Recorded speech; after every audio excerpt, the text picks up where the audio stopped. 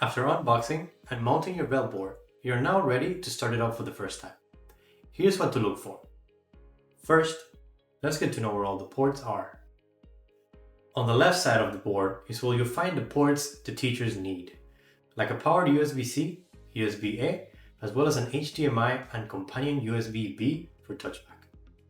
On the back side of the panel, on the left side, you will find more USB-A, USB-C, DisplayPort, HDMI with their corresponding USB touch port, Wi-Fi ports, and an OPS slot-in PC port. Now at the bottom are one more USB-A, USB-C, and HDMI outputs, as well as the audio jacks, RS-232 and Ethernet ports. Well, that's it for connectivity. Now let's start Veld board.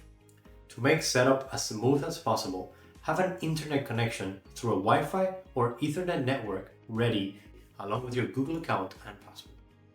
Press and hold the power button on the bottom right of your Veld board until the Veld logo appears. On the first screen, you can select your desired language and accessibility features like larger text or text-to-speech. Tap Start to continue. If using a wired connection, the installation will automatically proceed to the next screen. If using Wi-Fi, first select the network you want to connect to and then continue.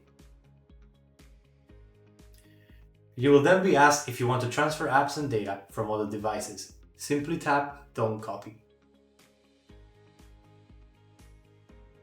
And on the next screen, you can sign in with your Google account. You need a Google account if you want to get apps from the Google Play Store. If your account is managed by a school or employer, follow the on-screen instructions to proceed. Here you can scroll down, then accept the services you want to use to go to the next screen.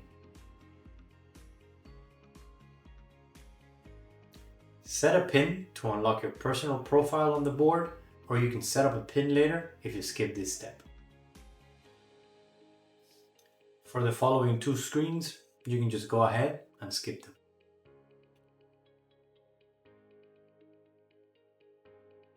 Well, that's it for starting up with Veld board.